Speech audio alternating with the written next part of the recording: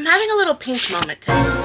Welcome back to the chaos. My name is Ivy and we talk about books. Today we are going to be talking about the books that I read in January. I know, it's late. In my very first video, I talked about my mental health and how sometimes I have to batch shoot videos. Just a lot of things have been going on and filming has been pretty low on my priority list. We gotta do what we gotta do. So, we're coming in late with this, but at least it's getting done, right? So, I read a lot. I read a lot in January. I read like 13 whole books and then like 3 half books. Let's get into what that means. In December, I just ran out of time, and 2 of the books that I had started reading in December spilled over into the new year. First was XOXO Santa. I started this in December and just ran out of time, couldn't get it done in time, so it spilled over into the new year. This is a male holiday romance. It was really cute. It was quite spicy. This is actually a really good book for anyone who has been in the closet. One of the characters is closeted, and we get to see his growth as a person, as a character. One of the characters was really annoying. He was a little bit hypocritical and he kind of grated on my nerves, but I loved seeing the character development and the character growth. Overall, I really liked it. I gave it 4 stars, and I liked it so much that I immediately read the second one, but we'll get to that in a minute. The other book that spilled over into the new year was Quicksilver by Callie Hart. So I did the immersive read of Quicksilver, so I listened to the audiobook while I read the physical book, and that was part of what took me so much time to read it, because normally it's one or the other. I can block out other things while I'm reading a physical book. I can, get in a couple of pages on a car ride or, on a commercial break or whatever, and it's easier for me to get through a couple of pages like that. But then if I have to set up the audiobook as well, it takes a little more time, and if I'm listening to an audiobook, I can do 10,000 other things that I can't do while I'm reading a physical book. So I had to really carve out time to be able to do the immersive read. It was 1,000% worth it. It just meant that it took a longer time to finish. Now this book, I know you've seen it all over BookTok, probably all over BookTube. It is really good. I'm gonna think about this book for a very long time. It is very, very well written. I love the characters. I loved the voice actors. I love how every single character was just so well defined. It is beautifully written, but I still only gave it 4.75 stars. There were plenty of moments in this where I should have been just crying. I should have been so overwhelmed with emotion, and I don't know why I wasn't. And that's why I couldn't give it 5 stars. I'm like, that is one of my requirements for giving 5 stars. I have to feel something, and I'm like, something is not connecting. And maybe it was me. I can't say that it was anything with the book, because the book was beautiful and I loved it. I don't know what's wrong with me that I was having that trouble connecting with it. But 4.75 stars, still very, very good, and I will be getting the sequel as soon as it comes out. Jumping back over to our male holiday romance. So I read the second book, which was Down My Chimney. Follows the same characters in the first year of their relationship. I saw tremendous amounts of character growth. That is not something you see a lot in romance books. A lot of times you will see them grow together as a couple, and sometimes that works, sometimes it doesn't. I have a wonderful example later in this video of when it doesn't. This one, it worked, and we got to see them grow individually as people, and I loved it. It was so good. Now, there is a little bit of kind of homophobia going on, and it is kind of brushed away as, oh, this is just their personality, they're just playing, they don't mean anything by it, and that is addressed in the book. That was what I was afraid of. I was like, is this what we're doing? And it's not. It's not what we're doing. It is addressed, and I think it's very well done. I think it's very well handled, and I gave that one 4 stars as well. Then I read Just Add Water by Katie Ledecky, the Olympic swimmer Katie Ledecky. I wanted to read this book for a long while. I was a varsity swimmer in high school. I am under no delusions that I ever would have been an Olympic swimmer, okay? That was never going to happen, and I know that. I don't even think, despite the fact that I swam varsity, I don't think I even would have been good enough to swim collegiately. It was never going to happen. I'm under no delusions about that. But it was still so inspiring to read about someone's journey into being so successful in something that I am so passionate about. I saw a lot of similarities. Granted, I am not comparing myself to an Olympic swimmer. Let's make that clear. That's not what's happening. But a lot of the training is the same. It took me back to my varsity high school years, and it was a nice little trip down memory lane. And I'm like, I need to get back in the pool. Like, I miss it. I do. And it was so good. I listened to the audiobook. It's narrated by Katie herself. I loved it. It was such a good read. And if you are an Olympic fan, if you're a fan of swimming, like, it's a really good book. Now, one thing about it that does kind of frustrate me a little bit, I think this was kind of cool. Katie Ledecky has a very mild form of POTS, postural orthostatic tachycardia syndrome. I also have POTS. I do not have a mild form of it. Okay, mine is much more severe. It is well maintained and well controlled with medication, and in Katie's situation, she handles it very well.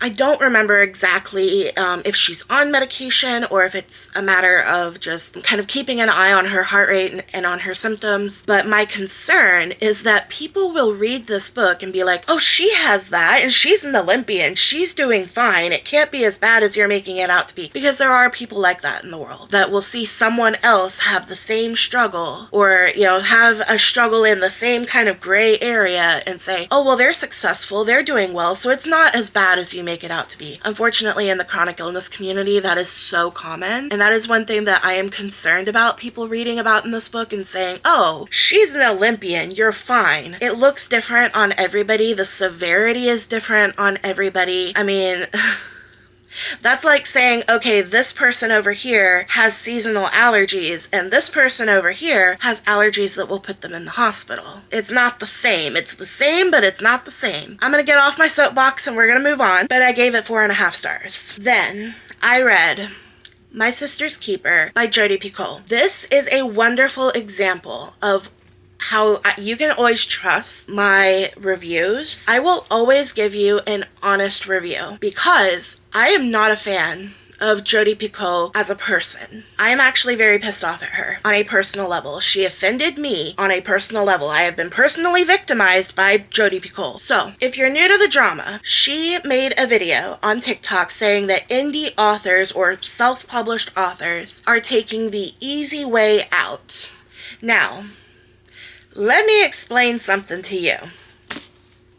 We're gonna get into it. In traditional publishing, what happens? You write your manuscript, hopefully you do some edits on it, and then you will go and you will query agent. You will send them your query letter, you will send them whatever they're asking for in terms of manuscript, be it the first 10 pages, the first 3 chapters. Each one is gonna be different. You'll send them what they ask for. 99 times out of 100, you are going to get a form rejection letter. Most of the time, the agents don't even look at it. They have an assistant that kind of weeds through them and only sends along the ones that they think actually have a chance. So 99% of the time, the agent's not even looking at your manuscript. That 1% of the time, they may ask you, it's called a full request. They may ask you for the full manuscript. That is not a guarantee. They may read it and say, you know what, it's still not a fit for me, but you may have that unicorn where they give you an offer of representation. The agent, their job is to take your manuscript and pitch it to publishing houses because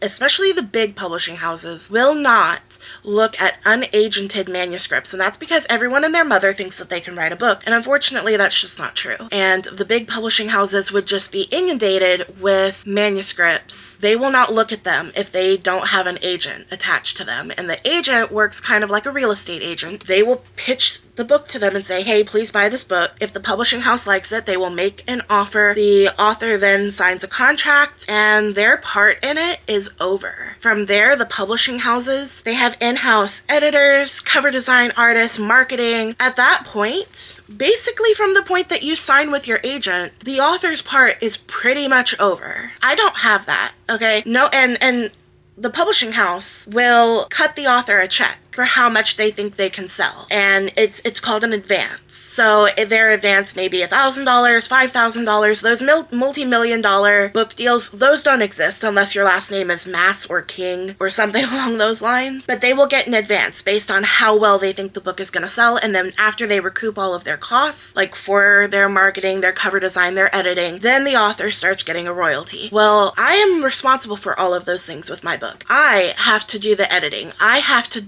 pay for the cover design. I don't, because my husband does it for me. But I mean, self-published indie authors, no one is writing us a check and saying, here, we'll handle it. We are responsible for finding and paying for an editor. We are responsible for finding and paying for a cover artist. We are responsible for our own marketing. And we're not getting an advance check. The only money that we're getting is after all of this is said and done, and we're just trying to recoup the costs that we've already spent. So who's really taking the easy way out?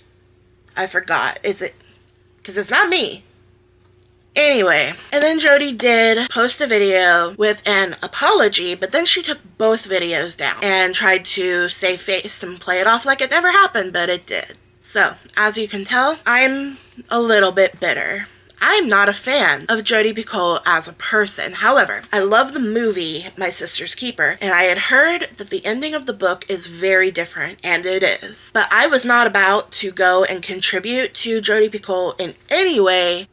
I didn't have to. I found a copy at Half Price Books. Half Price Books is a used bookstore, so someone else bought this copy a while ago. You can tell the pages are yellow. Someone bought this probably when it first came out and decided that they were done with it, and so they sold it to Half Price Books, who then resold it to me. So Jodi Picoult already has her royalties from the original book sale. Buying this did not contribute to her in any way, and I feel good about that because I still wanted to read the book, even though I'm upset with her as a person. So let's loop back around to where this started. You can always trust that I will give you an honest book review because this was stunning. It was.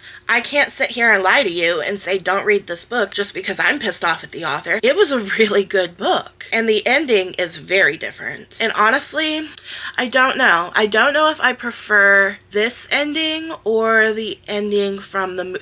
I feel like I wanted more details out of this ending. I feel like I would have liked this ending a little bit more if we had more details, but that's just because I'm a sick and diabolical person. But I still gave it 4.5 stars, and I still recommend it. I would personally recommend maybe getting it secondhand or from the library, but I'm not here to tell you what you should and shouldn't do. You make that decision, that's on you. I hope you read it because it's good, and if you like it, great. I love that for you. Moving on to our first 5-star book of the year. One of Us is Dead by Geneva Rose. This gave twisty Steel Magnolia vibes. These socialites basically have this salon. Like, this is a very small town. Everybody knows everybody. Everybody is in everyone else's business. And this group of, like, it women have this salon that they convene at. It's all about power. It's all about status. And we see it kind of in little snippets from present and past. And the idea is that, okay, it looks like someone was murdered. Someone was killed. Who was it? The only person we know that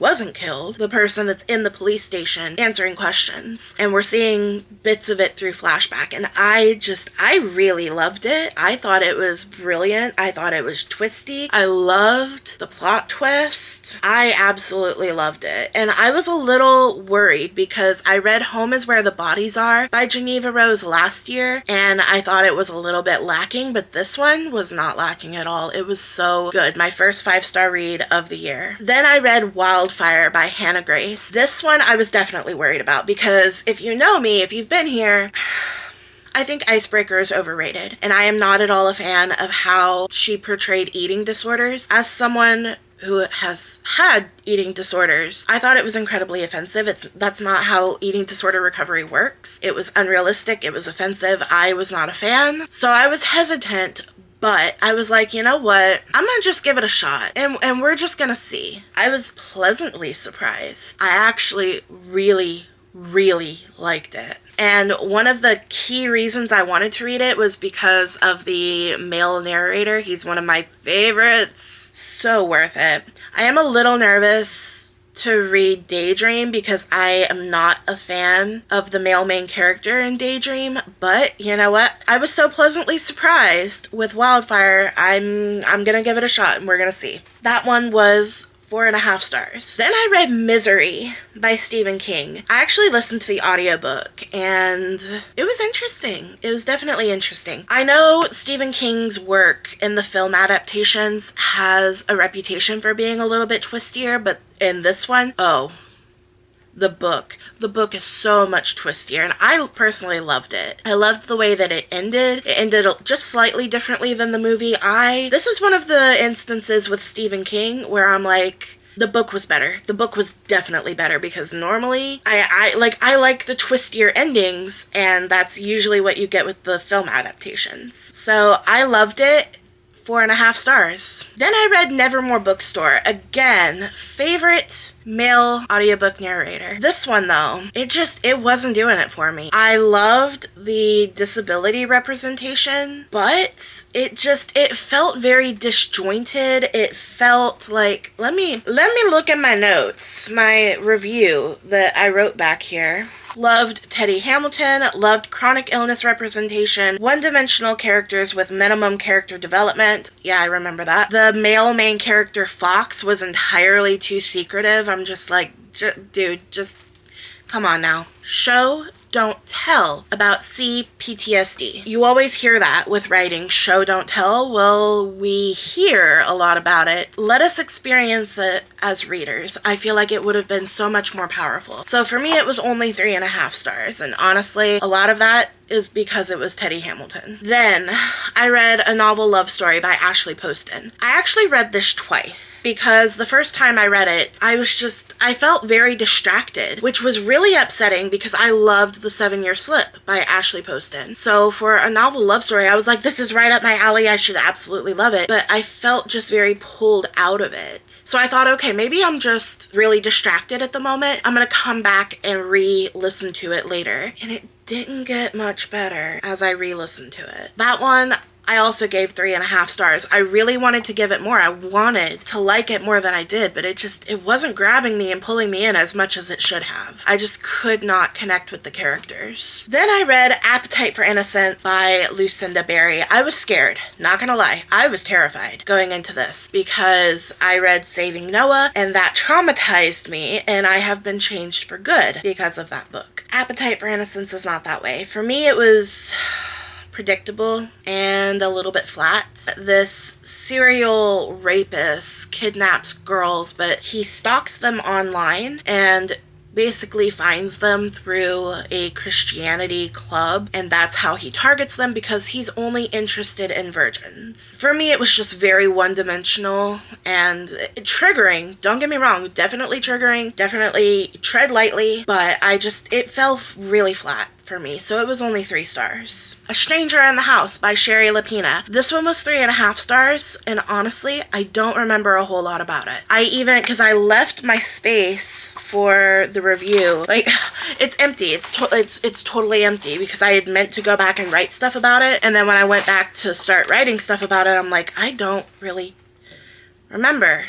I do, but I don't. Which I think is fitting because there was, like, I think, a memory loss aspect to the book, but it clearly didn't make a strong impression. Then I read 5 Feet Apart. So this is actually a novelization of the movie. The movie came first, and then they wrote the book. You can definitely tell. So many of the scenes, they're directly comes from the movie to the book. There are a few differences here and there, and I actually really loved the epilogue from the book. I would say, if you're really into young adult, I would say maybe start with the book. But if not, I would say you can maybe skip it, watch the movie. The only thing you're really going to be missing is the epilogue. I really love the movie, which is why I wanted to read the book. So I feel like if you're in that situation, you really like the movie, go ahead and read the book. I think it's worth it. And it was 4 stars. Then I read You Shouldn't Have Come Here by Geneva Rose.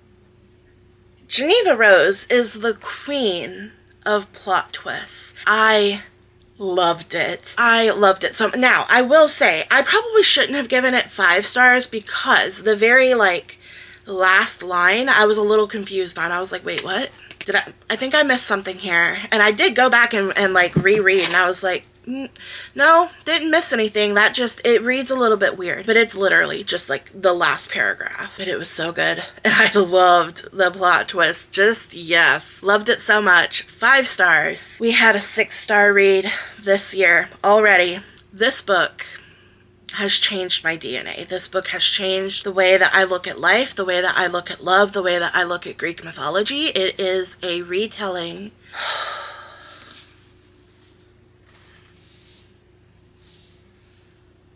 The Song of Achilles. So this is a male retelling of the story of Troy and Achilles. This takes the approach of Patroclus and Achilles were raised together. Patroclus was essentially dishonored for accidentally killing another boy who happened to be high ranking, and so he was exiled, and he became like Achilles' trusted guardian, even though Achilles was, I think, a couple of years older. But they grew up together, they fell in love, and it is kind of canon to the events of Troy. It will change the way that you look at the story of Troy in Greek mythology, and it is beautiful. It is so stunningly gorgeous. The special edition, and like I know people love like more unique sprayed edges, but honestly this blue is like the perfect amount of special edition. I feel like anything else would just take away from the beauty that is this book. It was, and oh my god, Madeline Miller, you can tell that she studied classics. I read every page of this book, every single word, even in her acknowledgments, and you can tell that she had wonderful classics professors. Like, just that, this is what a good literary education looks like, and you can tell that she had such passion for it. And I